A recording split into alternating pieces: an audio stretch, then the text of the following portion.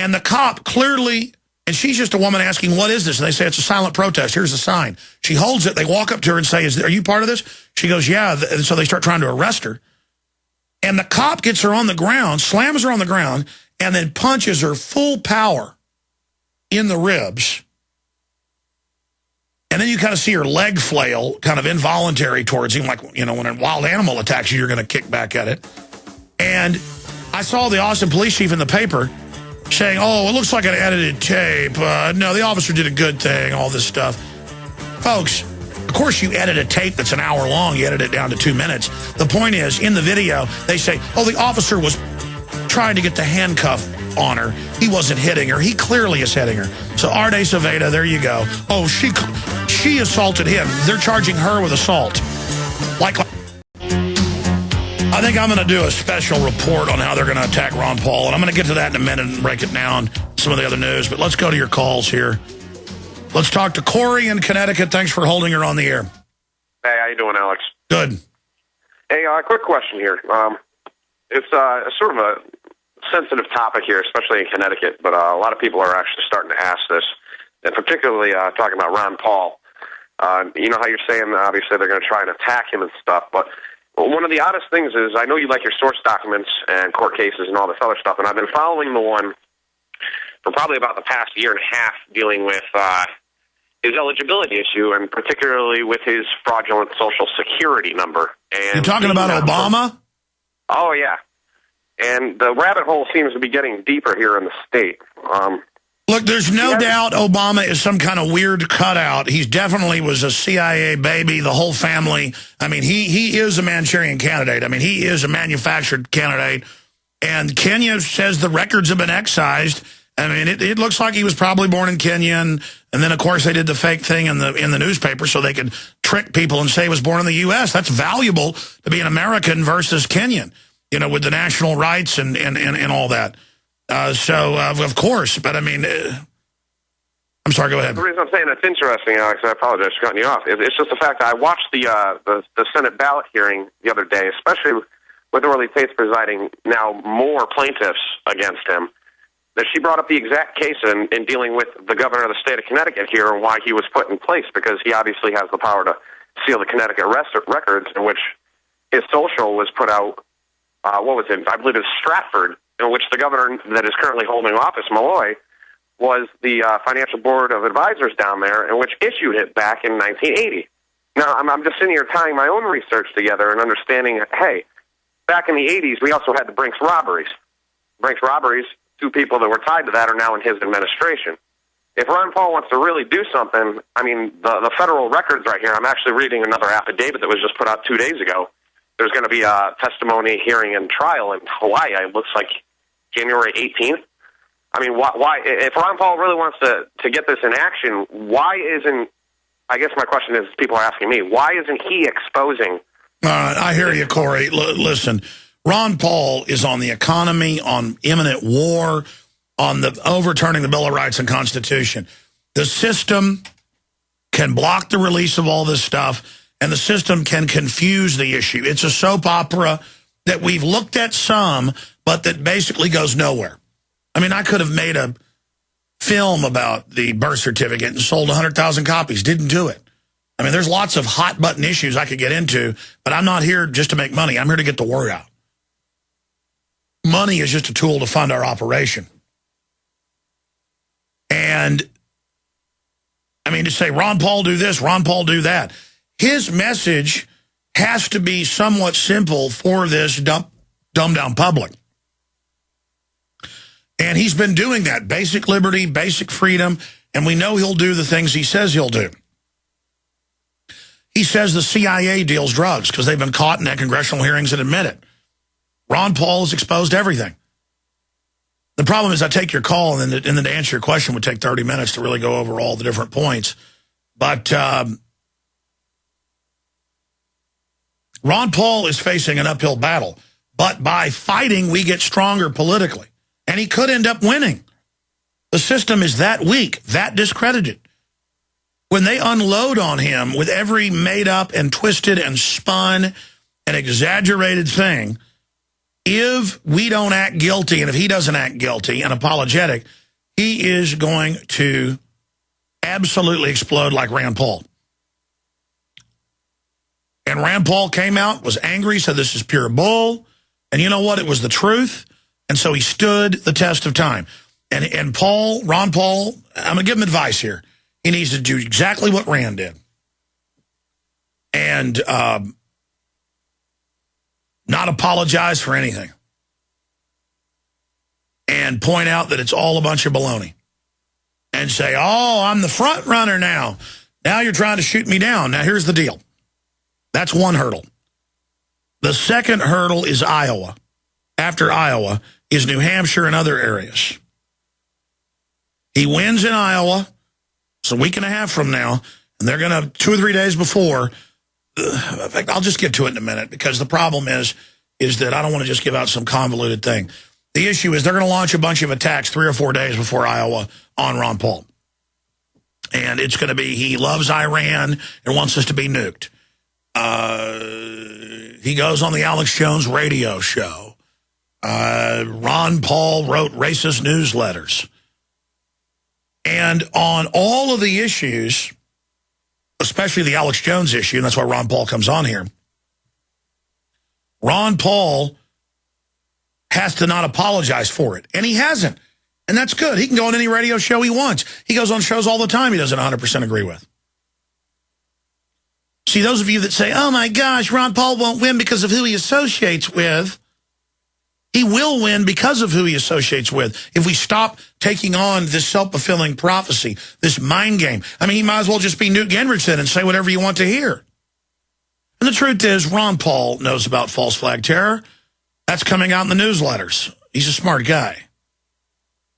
But you can't 100% prove 9/11 one way or the other. The official story is a fraud.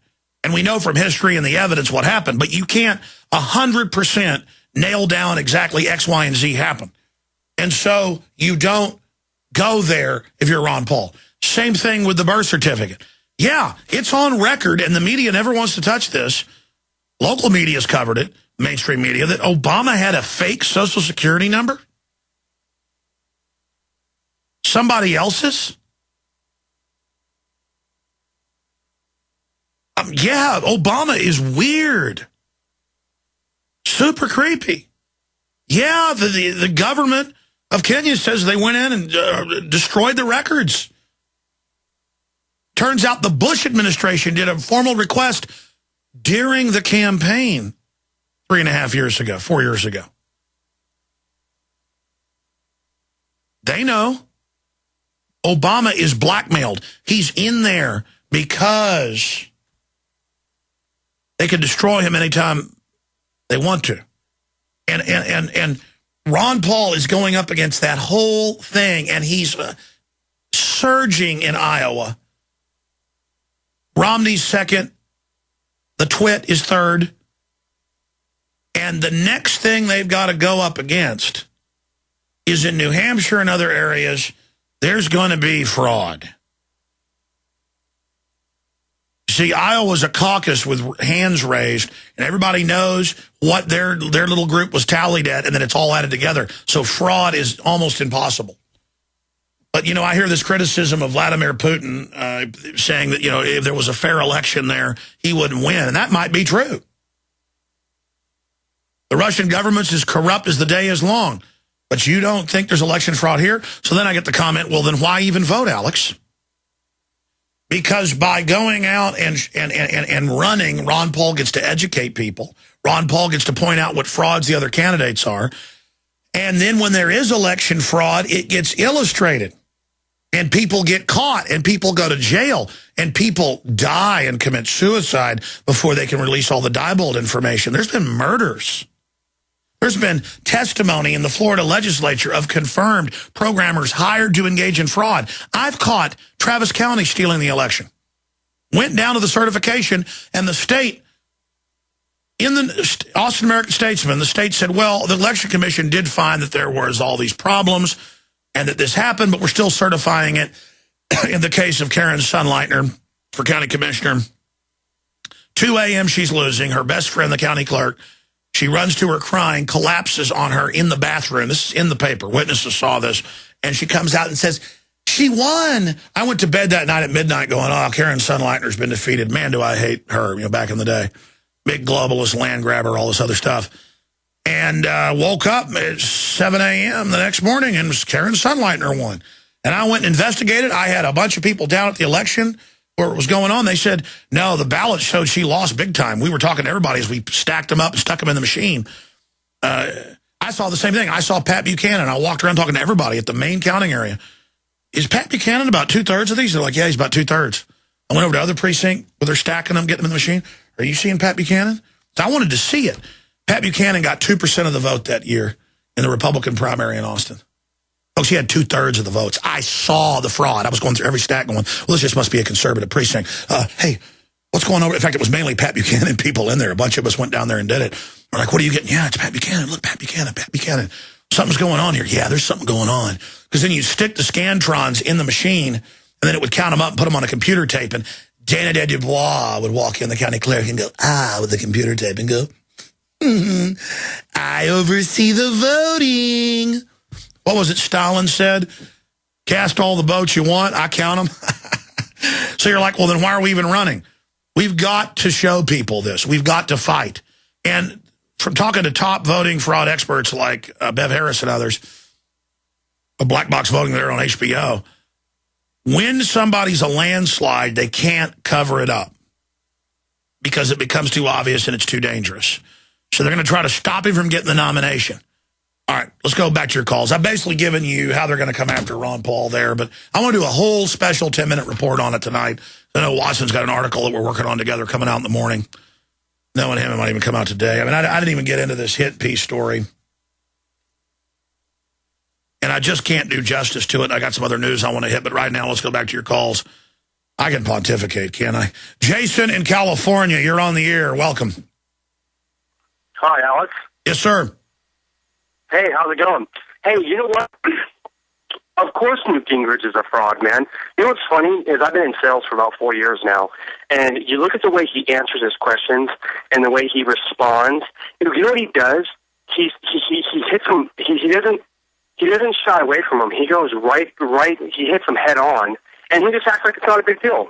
I mean, you can tell the guy's a complete fake. Ron Paul should ask him, what advice did you give Fannie Mae and Freddie Mac for the $1.8 million that you got?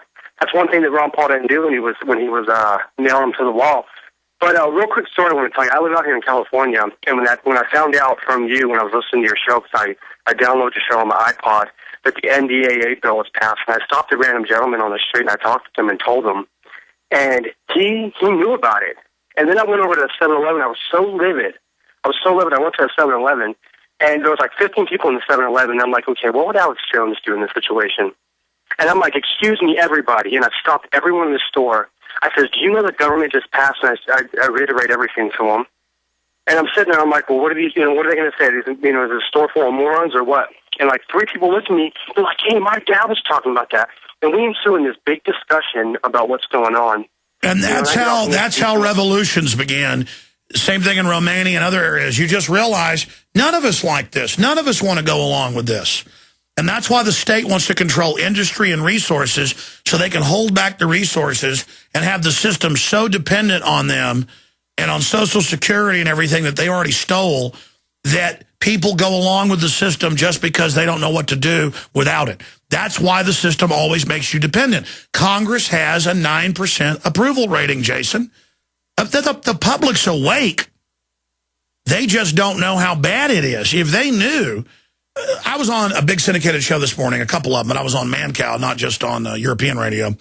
And he was like, yeah, what is this about?